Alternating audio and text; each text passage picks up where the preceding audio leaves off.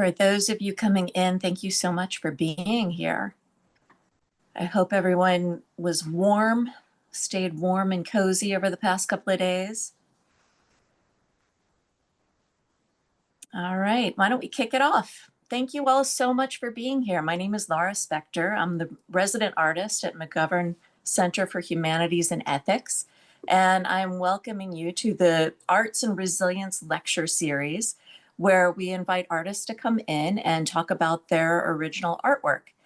And today we have Dr. Lisa Cain, and I'm so delighted to introduce her today. Dr. Cain is a self-taught memory painter whose vibrant folk art-inspired work celebrates the joy, culture, and lived experience of growing up in Canton, Mississippi. Her mixed media paintings combine acrylic with vintage photography, creating two different series, creating powerful visual narratives rooted in African-American life and history. And through her artwork, she shares stories of unity, love, hard work, and spirituality, inviting us into a world rich with memory and meaning. In addition to her work as an artist, Dr. Cain is also a distinguished academic leader. She serves as an Associate Vice President of Faculty Affairs and Development at UT Health Houston and as a professor in the School of Dentistry.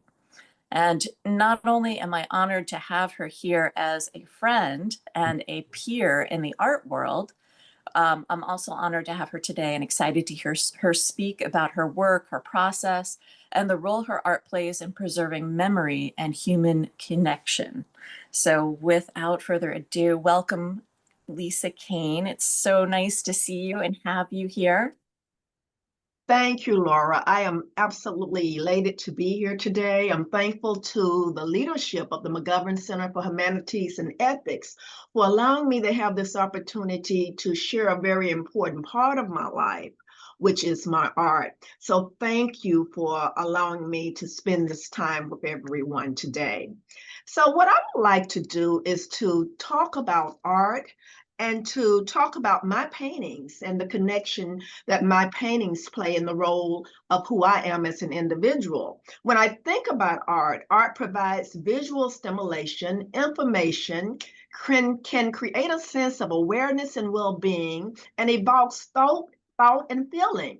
Artistic expression is a form of communication that can connect individuals across geographical boundaries, specialties, cultures, and time. So I like to think of art as being a connector, a way to connect individuals, because we can all look at a painting, for example, and if we can identify what's in that painting, we can feel an emotion is evoked. So the objectives of this presentation are the following: to explain the stimulus for my art, to tell you why I paint, to share my artistic technique, to tell the story of my hometown community of Canton, Mississippi, and the individuals who lived in that community, and to also simply enjoy sharing my art with me.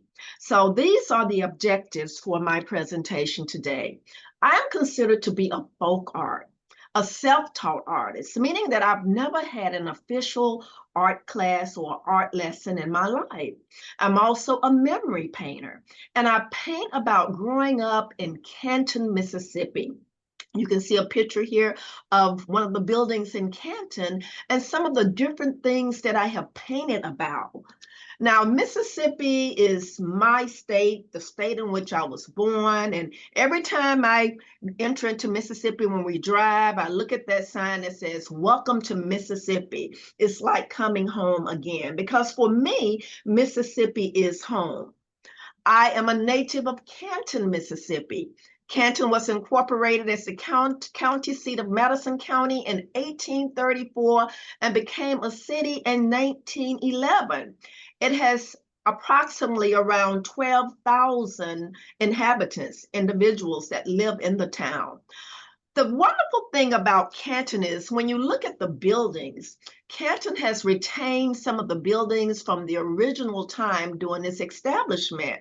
Almost every building in town, you can see the original architecture.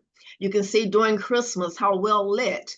Everybody will light up all of the buildings. And this is the railroad station that my uncle worked on when he was an adult and a young man. So Canton, Mississippi is very interesting. My inspiration for painting is the following. Painting allows me to reveal my deep love of the rural South. I'm a country girl. I get excited about walking in the country, looking at the honeysuckles on the fence, going having no shoes on, going barefoot in the country, just walking and looking. I find peace when I visit the South and when I visit the rural South. That is my peace, my joy. And I also talk about the influence of my paternal grandmother, Mrs. Lavernia Torrance, who I will tell you about later.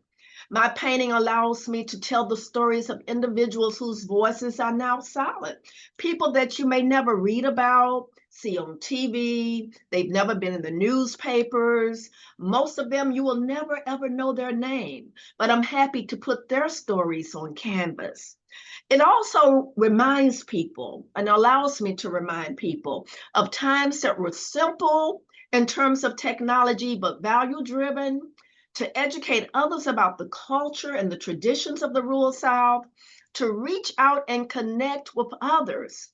Because I paint from my heart and from my spirit, and I know that that allows me to touch the heart of others, and also to relax and enjoy. Painting gives me a great degree of relaxation, and when I'm painting, it's nothing that can really interrupt my train of thought other than what's on that canvas board. So I'm a folk art painter. Folk art is a very specific style of art. It's basically painted by individuals who are untrained artists, and they paint about growing up in their communities or things that they have envisioned or things that they think about. So folk art is very educational, it's historical, and it's basically very unique for the fact that it represents the individual artist. Some of the folk artists that I really admire are like Clementine Hunter, who was from Louisiana. You can see her painting Saturday Night. She was very interesting because she did not worry about grounding anything. You can see it's like the club is floating in the air. It's not really grounded on the ground. And this was Clementine Hunter. Also, Bernie Sims from Alabama. I have two of her paintings. She told me that when you think about your paintings, what you think may be garbage can be somebody else's jewels. I talked to her shortly, probably about a year or two before she died. Also, Grandma Moses, to me, was one of the most outstanding landscape folk artists that I've ever known. She was from the New York area, and she had this ability to just portray landscape and scenery in such a wonderful fashion. I think about Sarah Albritton from Ruston, Louisiana. I visited her when I made a speech at Grambling University, also have one of her paintings. And she painted about her life growing up in Louisiana. Very outstanding folk artist. Jimmy Lee Sutup. Jimmy Lee Sutup, I have also one of his log cabin paintings. He was so famous as a folk artist that when he would go to the shows, he didn't even set up a tent. He would simply put his art against a tree or stack it on the ground, and it would all be gone before even midday. He was just an outstanding painter. He painted with mud and paint. He painted with mud and paint, outstanding painter. And also Woody Lone. I talked to Woody Lone often when we used to go and exhibit together. He was a carpenter before he became a painter, and his art is symbolic of people with long limbs, long flowing limbs. And so these are individuals who painted from their heart, from their mind, from their memories, and tried to share what they thought was valuable with others. My art style is the following. I do not use established techniques. The wonderful thing about folk art is I can do whatever I desire to do. If I want to make a tree purple, I can make a tree purple. And in the world of folk art, it's okay. Folk art normally has a childlike simplicity. You will not find it to be very complicated in techniques, and most people, you look at their art, you can say it looks like a child painted that, but although it has some childlike simplicity, it's very complex in meaning. I use paintbrushes with strong bristles. I paint acrylic on canvas. I've only painted one oil painting in my life. I also do mixed media, which is acrylic on canvas. I paint anywhere from 11 by 14, from 24 by 20. I don't paint extremely huge paintings like some folk artists that would be the size of a half of a wall. My paintings are normally possibly small in nature. I enjoy utilizing color, and I use color to evoke feeling. My first paintings were on canvas board, and I paint in my laundry room on top of the washing machine. And so these are some facts about my artistic art style. And one of my main inspirations for painting is my grandmother, Mrs. Lavinia Turner. She was my major inspiration. She was essentially a sharecropper. She had two boys, and she would go from a place to place, doing work and living on different locations to make a living for her two sons. But she was my major inspiration. She was the love of my life. So this is a picture of my grandmother, Mrs. Lavinia Torrance, with her walking stick. I have her walking stick in my home. She died at the age of, in 2015, at the age of 98. She did not have very much in terms of financial wealth. She never brought me one materialistic item in my life, not even a toy that you could think of. But in her world, I was her queen. She was a loving person. And in addition to her two sons, she provided a home for about 10 other individuals on very little. So those individuals would come in, stay with her, leave, stay for a certain period of time. She raised two of her grandsons into adulthood. So my grandmother taught me the importance of loving others. She taught me the importance of service. My mother, Mrs. Bernice Cain, is a very strong woman, no nonsense woman, one of the strongest individuals I've met. My father, Mr. Percy Lee Cain, here in the middle, deacon of the church, is probably the most brilliant person I've ever met in my life. He went to school he went to school on a bus with two shirts and one pair of pants. He did not have any place to stay. He was going to stay in this train station or the bus station until he found a place to stay. But he wanted an education so bad that he was willing to go with very little money, two shirts, one pair of pants. In order to support himself, he threw newspapers in the morning, worked in kitchens in the evenings, and worked in restaurants on the weekends and mowed yards. But he was extremely brilliant. He knows German, he knows Spanish. He was the first person to actually use laboratory rats at Jackson State University. So when I look at my community, when I look at my parents and my grandmother, these individuals are the essence of my painting and what I paint about, and they formed the foundation of my life and my upbringing. I tell people all the time that who I am is not solely about what I learned in an academic textbook. It is also about the stories that I learned in life and my cultural upbringing. So this is my grandmother again, Mrs. Lavinia Turrance. This is me holding her hand, and this is her with a church in the background. I actually did this painting for the Kennedy Center. I performed at the Kennedy Center and showed my art there, and this was one of the paintings that was shown at the Kennedy Center. But when I think about my grandmother, I paint about things that I did with her. We picked cotton in the fields together. She used to pull me on the sack when I was a little bitty girl before I could even really, do a lot of moving around myself. She would pull me on her sack because she had to go to work, and she was basically keeping me a lot for the first 3 years of my life. So I paint a lot about picking chitin, and I paint about it in a different feeling for me, although picking chitin may have been hard work for her, it was okay with me because I was with my grandmother. Also, she taught me how to quilt. She was a quilter. I have about 5 of her quilts. She made a quilt for all of her grandchildren. And in my paintings, you will see the quilts in multiple colors. These type of quilts are called patch quilts. She was she received fabric from her sister who was a seamstress. Her sister used to sew, and all the pieces of fabric was from all different types of cloth.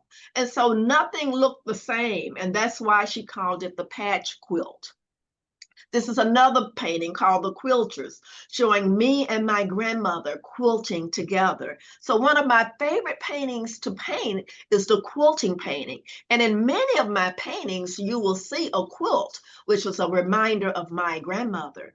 We also did things like we would walk to the water and get water from the well to drink, to bathe in. So this is called Water from the Well. Also, she would tell me stories about her childhood. This is actually the second painting that I painted as an artist. And you can see the colors are pretty much subtle. I didn't use a lot of shading when I first initially started to paint, but I enjoyed so much sitting on a quilt and listening to her tell me about stories of her childhood. In this room, she had a pot iron stove, and she had a bed, and she had a little cabinet or where she kept her clothes, and a table. And this is symbolic of what it was like when she would tell me stories. So my grandmother and my community meant so much to me. And like I said, I tell her story through my art, and I also tell the story of our relationship that we shared together. Another very important foundation in my life was church and spirituality. This is my hometown church. This is the old church. This is the new church in Canton, Mississippi. Church played a very important role. A lot of times when people think of church, you may think only of the spiritual significance that it provides. But in Canton, Mississippi, the church was a place of socialization. After church, people would gather on the church yard and they would talk about what was happening in their lives and the latest news in Canton, Mississippi. We would have eatings on the church ground. Church was also a place where people would raise money to help kids go to school, to help the poor in the community. They had Deacons Corporation where people from different churches in the community would get together. So church was very important. This painting here is called Sunday Morning. It shows the role of a grandmother and how she is excited about taking her granddaughters to church. This painting is called Praise and Worship. How we used to praise. And as a young girl, I was so excited about seeing the women shout in church. The young kids, we used to sit together on the bench, and every time somebody would shout, we would just look. I mean, it was fascinating to us. And then this picture is a painting called The Candy Lady. That was a lady called Cutting Torch. We call her Cutting Torch.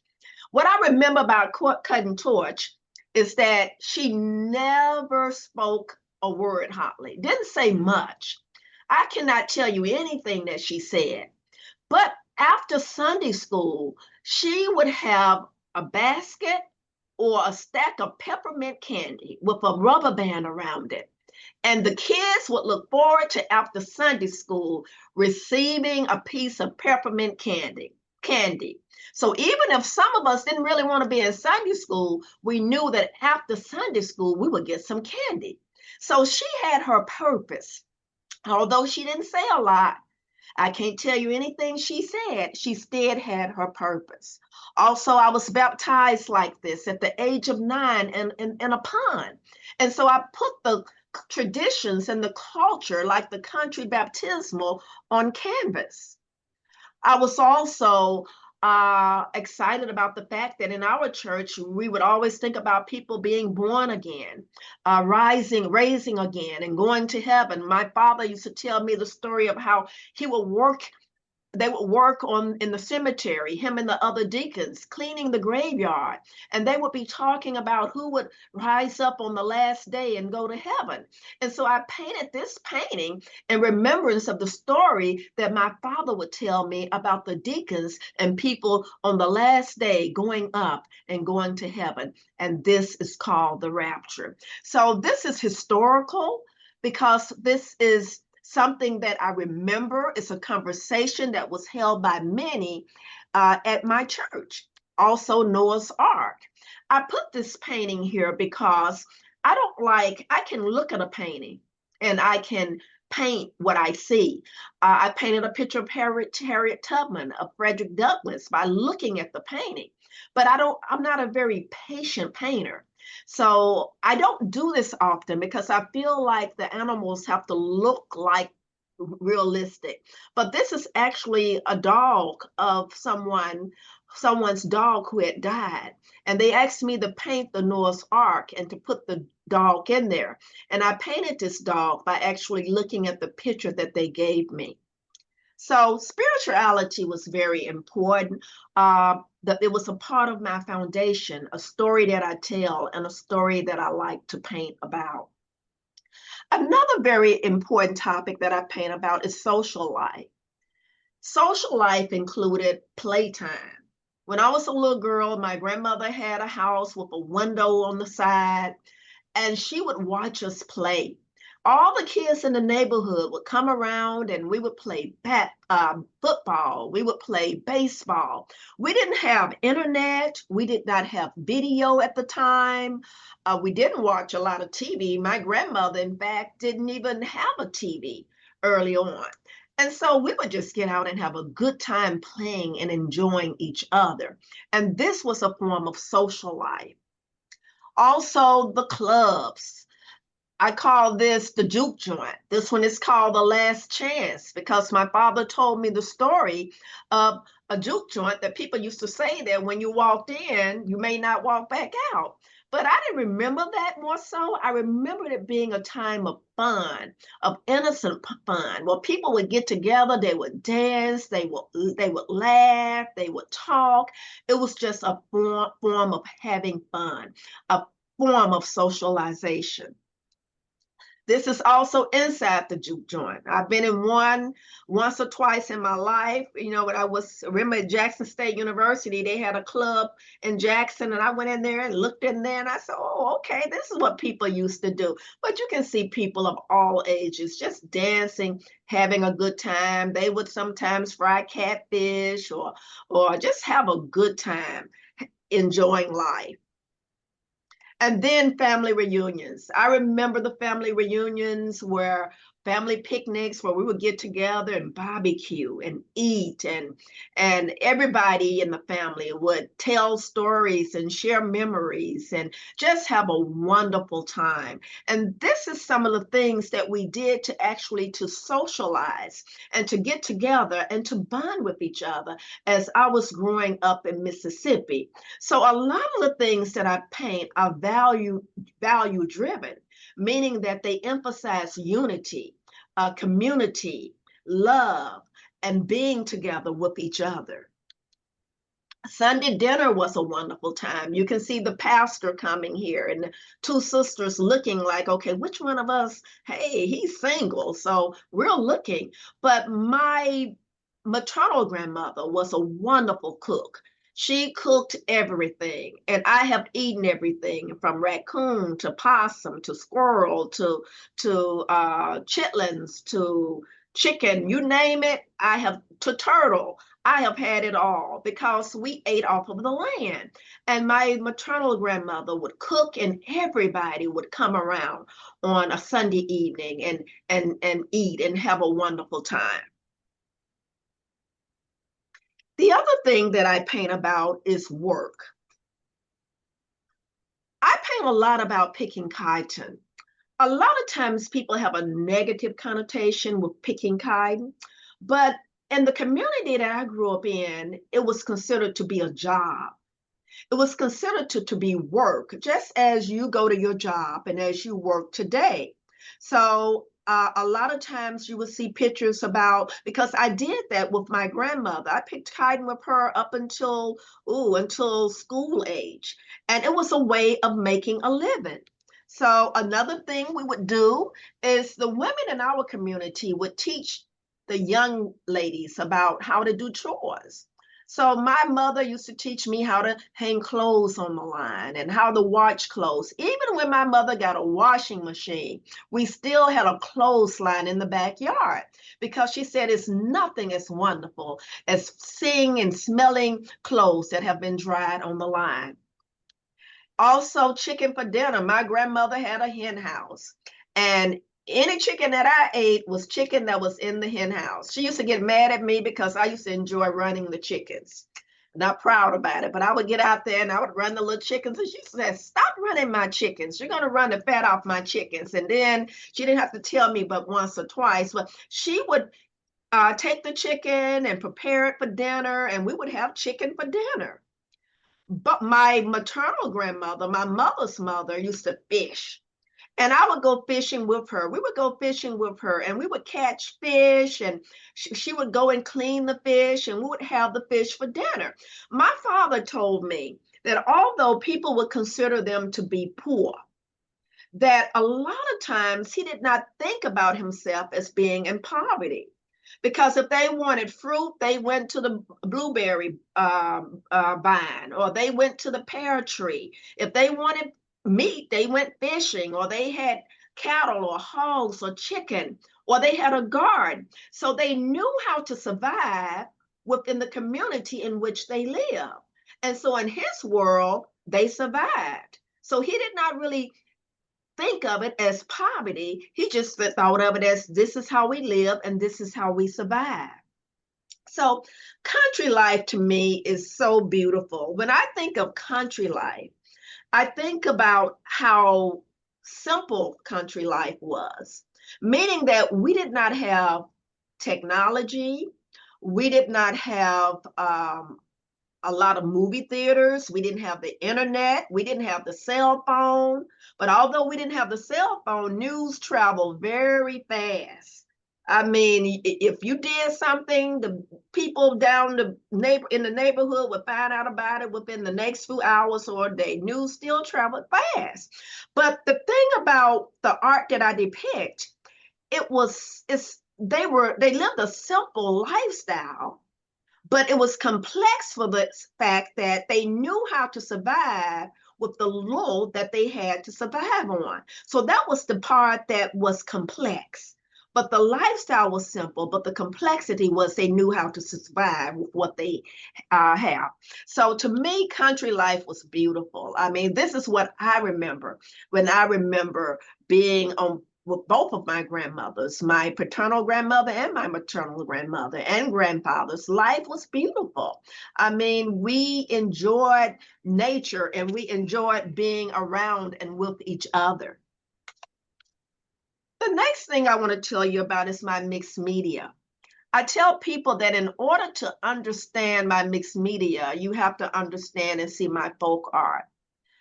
The interesting thing about my mixed media is that it's a combination again of something that's very simple, which is my folk art, and something that is more complex, which is my photography.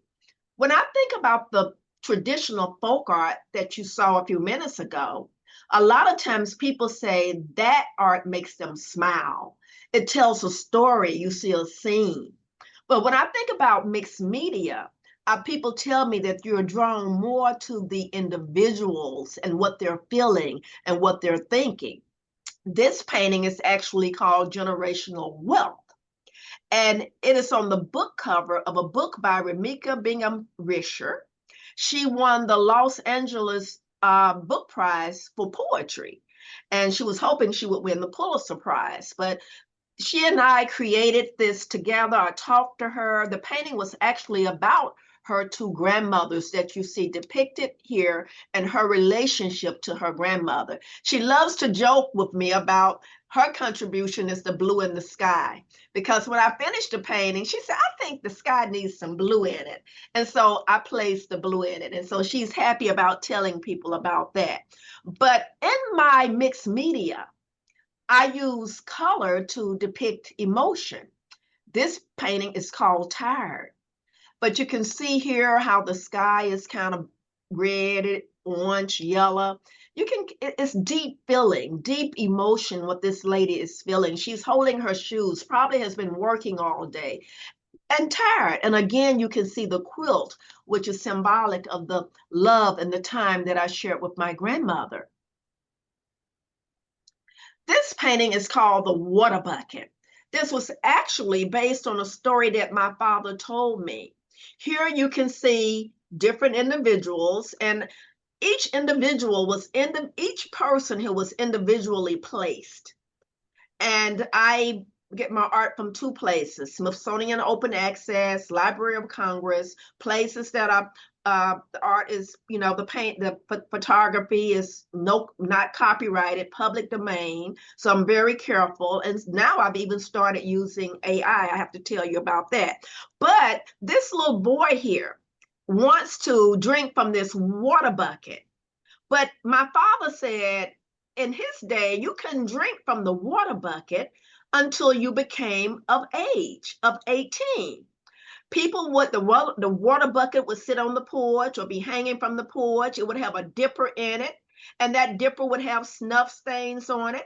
But he said you wouldn't care about the snuff on the dipper because when you got of age, you were so proud that the older men would allow you to finally drink from the water bucket. And this painting is called The Water Bucket. And you can see the little boy here holding his cup, wanting to drink from this water bucket. This is called Best Friends. If you look at the sky in this picture, it's more subdued. It's more, pastel looking, purple, gold, more relaxed, implicating the quiet, subtle friendship that the two of these men have between each other. And so again, this is mixed media photography on the back of my folk art. And what I find fascinating is that when you look at it, or when I look at it, I never stop to think, oh, that's folk art and this is photography. I simply see a photograph. The last mixed media that I will show is called Grandma's Hands. And this picture indicates a grandmother and a child. This was actually AI generated, which is different from what I used to do. And what was exciting about this, when I thought about this picture, I said, I want a grandmother. So when I first generated the grandmother, she was standing up. And then I said, I want a grandbaby. And I want the grandmother and the grandbaby to be from around the 1960s era, because that's the era that I grew up in. And then I said, I wanted the baby to be smiling. And I want the grandmother to smile. So I was able to create this from my vision, from my mind of what I wanted a grandmother and a grandbaby to be doing and to look like. And here you can see again the quilt on the back that's symbolic of the love that my grandmother and I shared when I was growing up. I mean, she told me stories about how she used to comb my hair, how she used to have to tie me in the chair because I love the fireplace. I still have an affinity for the fireplace. In the past few days, I had my fireplace on. And she said when she would put me on the floor while she was cooking, I would head straight for the fireplace. So she would put a little sheet around me and a strap of sheet and tie me in the chair. My father would be mad and say, why you got my baby tied up in the chair? And she would say, well, if I don't, she's going to go straight for the fireplace. So these are stories that I remember my grandmother saying. When I think about my art, I think about the fact that you can be whatever you desire and you can make a positive impact. And in addition to my everyday career, I like to think that my art is making a positive impact on someone. because my art is reminding us that a lot of our foundation was value driven. A lot of individuals that were produced based on values such as honesty, love, family unity, spirituality. And that's why a lot of us, that's why we are who we are today.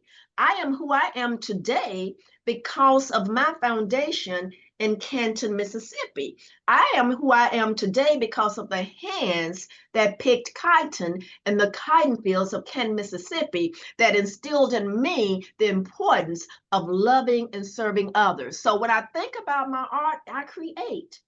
On my own, I create. And I like what I create. And within my art, I don't see limitations. I just create whatever my mind brings to my being. I tell people often that, it's hard for me to paint something that I do not feel. So I constantly dream about sharing my art with the world. I had an interview with the Smithsonian, had made it to the second level with the Smithsonian Institute. So we're still waiting to hear back from them. But I have a dream of sharing my art with the world. I have a dream of connecting with people with my art. I have a dream of maintaining history so that people years from now, or young people years from now, can see what it was like to live a very simplistic but rich lifestyle. So that's my dream, is to share and to reach people by connecting with them through my art. And here you can see this painting is called I Dream. You have a young lady here that she's dreaming of one day having a beautiful dress, and she's looking in the mirror, hoping and dreaming.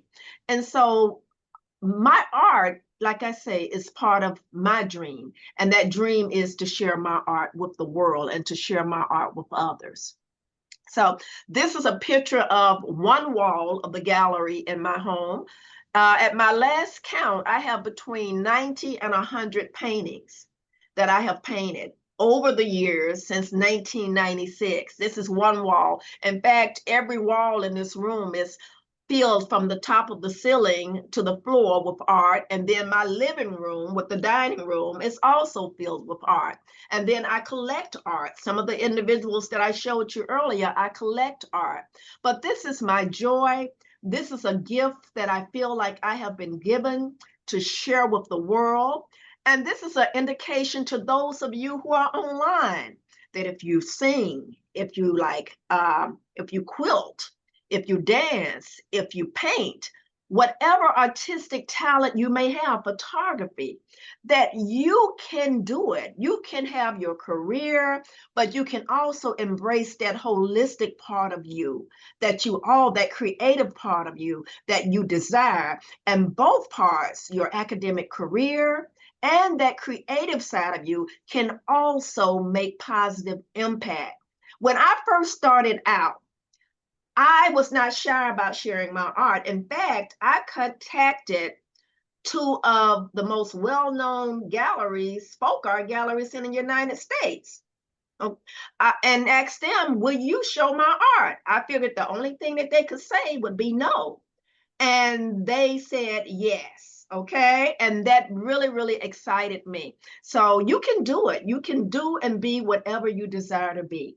So thank you for allowing me to tell the story of my art, to share my art, and I am open to any questions that anyone would have. Thank you so much. Thank you so much. I know that early on we were talking about how I would kind of come in and ask questions, but I feel like I didn't want to interrupt you because it was like watching a movie. So it was a wonderful movie. It was fantastic. I love your work. I love the stories that go with it. It's definitely a slice of history and memory. I just wanted to ask a couple of real quick questions that people may be wondering in general before we get to the kind of bones, the meat of this. One is, how long have you been painting? When I did you haven't, start? I started in 1996. And what was Yes, and what was so fascinating about it is that I would go into thrift stores and I had picked up a couple of books about art. And because I just like collecting stuff. And I put them up under the TV and never thought about them. But one day I saw an artist by the name of Ted Ellis. He was a painter, but more of an impressionistic painter who was sort of folk art, had not been trained. And I painted one of his paintings and I took it to him, because he was talking to kids about art one day. I knew him. I took him the painting that I painted, and he said, "Oh, how wonderful. This is absolutely wonderful." Because remember, I can look at stuff and paint it when I look at it. And after Mhm. that, I just started painting everything. But I ended up painting what I knew. And in fact, he has, I think, one of the first painting that I painted, which was of a preacher in a church. He has that painting because I gave it to him. Nice. And how long does it take you on average? I know every one of them is so unique, but on average from start to finish, how long does it take you to finish a painting? If I paint an acrylic painting, such as this painting here, the fishing painting, or this painting, I'm a very impatient painter. It will take me probably about anywhere from 1 to 4 hours. That's great. So just And know that people listening, you could conceivably finish a painting on your lunch hour. what if it's a little bitty small painting? Yes. And that's probably why I painted on acrylic. One, I'm very impatient. And two, I've never learned, I don't know how to paint with oil paintings. I don't know how to paint wet on wet because, when I paint, I do the entire background first. And in oil, if I did the entire background, I don't have the skill set enough to come on top of that entire background and paint on top of something that's not dry. And then I don't paint piece by piece. I paint the entire background and then I put things on top of that background. Oh, great. Okay. A So mixed media is different. A I mixed have a, media, go ahead. I'm sorry, oh, I'm Laura. sorry. I was just going to say I have a slew of questions coming in for you, which is fantastic. So I'm going to go through these. Let's try and go through them so that we can get all the questions answered. And I also have more in-depth questions for you too. So Keisha Ray is asking, do you think that the style of folk art can make a unique commentary or uniquely describe Black Southern lifestyle that other art styles cannot? Or is it just different strokes for different folks, so to speak? I think that it can describe, yes, African American lifestyle, but it, like Grandma Moses, it can describe any lifestyle. And as far as being unique, I think the unique thing about it is that, you had people who were from my like hometown or from Alabama or Louisiana who they just simply wanted to paint. And as they painted, they didn't have painting lessons. So they just put what they knew on canvas. And that's how it originated. That's how the folk art component originated. So just like in every community, you have people who want to take pictures, you have people who want to quilt. These individuals wanted to paint and they painted about their community. So I think it could be applicable to any culture. I mean, it's just folk art is art that is simple in nature by an untrained artist, and a lot of it is symbolic of community thoughts and visions. You have visionary artists, memory painters, outside artists. So yes, it can be, but I don't think it's unique only to the folk art. It's just so happened that these people did that, and it was termed folk art for the fact that it was simple in nature and they were untrained. Great. Okay. And then I've got another question here. Kathy Gutentag.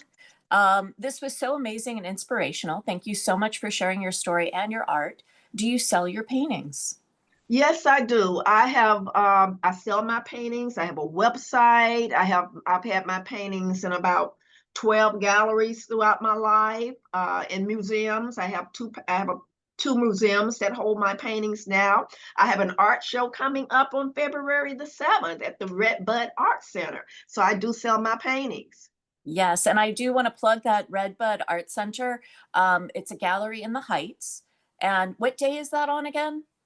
That's on a Saturday. Saturday, and I highly recommend it. It's a wonderful day out. So in the Heights, there's plenty of restaurants and shops, and of course, the opening event is really fun, and it's a great gallery. So highly recommend visiting that gallery. I will definitely be there. Here's a wonderful question from Nate Carlin. How do you think AI will affect the future of art? Moving forward, will you use it more or less? You know, AI and the utilization of AI in art is very complicated. It's a lot of people in the art world are not used to the concept or used to the thought of AI. In fact, when you tell them, they say, well, did you really create that piece? And so I think it's going to change the way that art is created. With me, I plan to continue to use it in terms of generating the photography. I want to continue to use it. I'm going to use both stuff I find online and AI. And the reason why I think it's okay for me when I use AI to generate a photograph is that I'm generating something that's not taken by another individual. It's created through my mind because I can tell AI how I want people to look, how I want them to smile, how I want them to stand, what I want them to do. And that part is the unique part that's totally from my creativity. AI will put the individual there, but I create what I want that individual to be doing and how they look and what they do and their facial expressions. So I think it's actually a little more creative for me than actually going to the internet and finding a photograph that somebody has already created that's no longer copyrighted, because one, it Mhm. was done 100 years ago, or there's no copyright restrictions because it was utilized for a project, etc. So I really think I'm being creative by using the AI in the generation Mhm. of photographs, and I plan to continue to play around with it. Now, I I'm must say, I want to feel like I still have a significant component of my hand art, my art behind my AI generated photograph, but I think I'll continue to play with it. Yeah, I think that could be its own talk altogether, the implementation of AI and visual art. It's such a hot topic, and it's very divided in the world of fine art, whether we use it or we don't, or how we use it. I think that could be its own talk altogether. I'm And, gonna, and Laura, I think it's yeah, going to even be more complicated for folk art because of the way that people perceive folk art as yes, something that's totally driven from the individual. And when you yes. start plugging in, because folk art is supposed to be art that has not been tempered by society that much, okay? But when you start talking about computers and AI, and people start saying, no, that may not be really what folk art is. So it's going to be complicated for the folk art world. Oh, I have to get this question in. I have been waiting to ask this, and it's a perfect follow-up for that. So you work as a memory artist, right? And that means that you're using your own memories exclusively from childhood. You're working with these memories of family. What does it say for the future of folk art now that young people are so collectively connected online through social media and internet? What does the future of folk art look like, especially for memory painters who now have this collective memory of social media? That's going to be very, very different because there are not many people who will paint what I paint about because my painting is significant of my era. And Mhm. one thing people have to understand that most traditional folk artists start painting for some reason in the past in their middle years of life, not early on as kids. You don't find a lot of traditional folk artists who start painting at the age of 10, 19, 20. Most of them in their middle ages of life.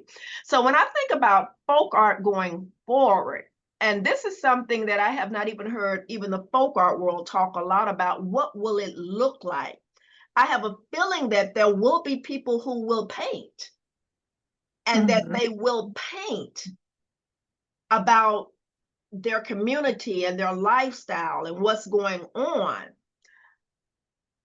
But the idea that they can see so much of the world through social media. I don't know what influence that's going to have on them telling their stories, okay? Because they're not isolated anymore. I mean, so the folk art world may look a little bit different from what it has looked like in the past. And what that's going to look like, I'm not sure. I'm really not sure, okay? Because remember, Mhm. folk art is very simplistic art that's normally painted by an untrained individual, and they normally paint about their memories, their community. And so it's going to be different. It's definitely not going to look like what I paint, because you don't see a lot of people picking kite or using chickens for dinner, or fishing in a pond as much as you used to. So it's going to be interesting to see the history that's going to be told. I believe the history is going to be told, but it's going to be interesting to see what it looks like. Yeah, I'm imagining like a wall filled with paintings of, scenes from video games, folk art looking, scenes from video games, or what it looks like on Instagram or something. And Um, then, Laura, it's going to be interesting about what age group of people will start, who are untrained artists, will be painting. Will uh, it change? I don't and know. and also with all the information online, is it possible for an artist to be untrained anymore? Because we learn our training in these like 15, 30-second segments as you're scrolling through social media. It's like, oh, look at this color palette, look how you mix this, look how you draw perspective. You can kind of get a well-rounded visual and practical craftsmanship education just through scrolling through Instagram and TikTok. So I think that's going to alter some things as well for future generations of folk artists. I almost feel like folk art will end up being such an important historical record of human development that I think it will straddle the lines between visual art and history in two different museums. Yes. Interesting. Okay, so let's see a couple of other comments in here. I'm so sorry, I'm going to mess up your name. Rari Sono. I hope I didn't do it too bad. Says, I would like to see your patchwork quilt. Quilts have a special place in my mind because they represent giving a second life to a spent object. Do you have one available to show to the audience? A patchwork work quilt? Yeah, I don't have one. You mean in terms of an actual quilt? yeah. I have about 6 or 7 of them in my closet. If you email me, I'll take a picture and I'll send you a picture of my grandmother's quilt, okay? Maybe I that's don't have one here today, but I have about 5 or 6 of them in my closet. And I'll be happy to take a picture of one of my grandmother's quilt and share with you. Just email me.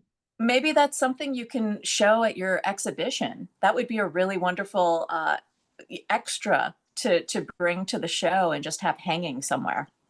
Yes, and let me say quickly, with my grandmother's quilt, she made one for all of her grandkids, but I was really close to her, so I got about 5 or 6 of them. I used to put them on the ground for picnics, didn't think that much about it. But now that she's no longer living, they're like work, artwork to me. So they're Yeah, very, very precious. they are artwork, definitely. Okay, and then I've got Demetra Parker says, growing up in the South as well, Alabama girl here. Just wanted to let you know, whoops, where'd it go? Wanted to let you know that your paintings feel like home and scenes from my hometown. Thank you for sharing scenes from our past. Oh, that's sweet. Thank you. And my exhibit in New York was actually called Home. And that's one of the purposes of my art, is to reach out and to touch people, to make them remember and to make them smile. Nice. And we've got a couple of other comments in here. I'm so sorry if I'm going to mess up your names. I probably will. Qatar Zawaidi, this is so beautiful, so inspiring. Nathaniel says, great presentation. Charles Brown says, thank you for sharing your story and your artwork with us. Themes of celebrating life, joy, and love are so uplifting. I think of your quilt as a magic symbol of love and resilience. What advice can you give to hold joy during hard times? So important. What advice do I give to hold joy during hard times?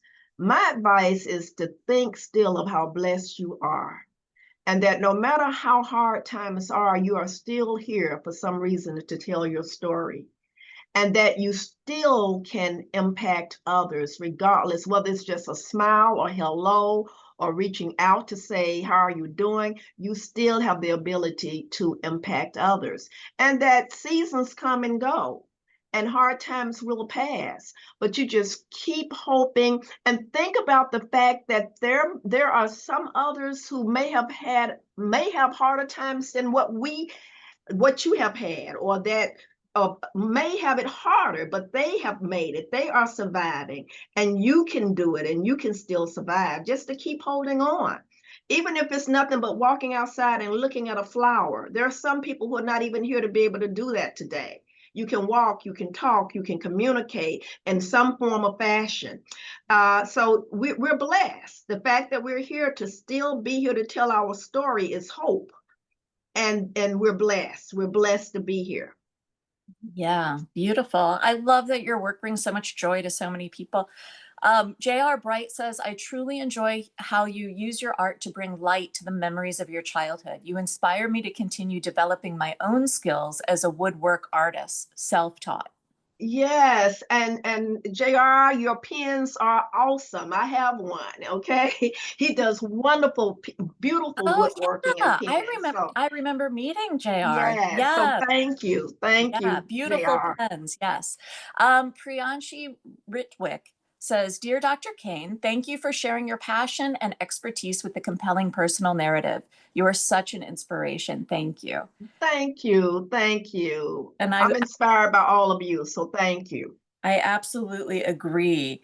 I also want to see, let's see, I have another question for you, maybe like our final question for the afternoon. Um, let's see, what's a good one? Let's say this. Why do you think folk art remains important today? I think folk art remains important because it's historical and educational. And it reminds people of just the simple, basic, foundational values of life. And it also allows individuals to share who they are as individuals with others. And that's why I think folk art is so important. It reminds us of the simple, fundamental values of life, and that simplicity and values are important, and that it can be beautiful. Simplicity can be beautiful. Thank you. I love that. I think that's a beautiful way to round this out. I want to thank you, Dr. Lisa Cain, for being here, for sharing your beautiful artwork. Um, and I just want to impress upon everybody that folk art is a viable, valuable realm of visual art making and communication. And even if you feel that you are not well trained, or that your work looks like a child, or you are someone who's like, oh, that looks like a kid did it, or my kid could do it, that's all good. Please do it. Do more of it. We need more art. We need more of your stories in the world.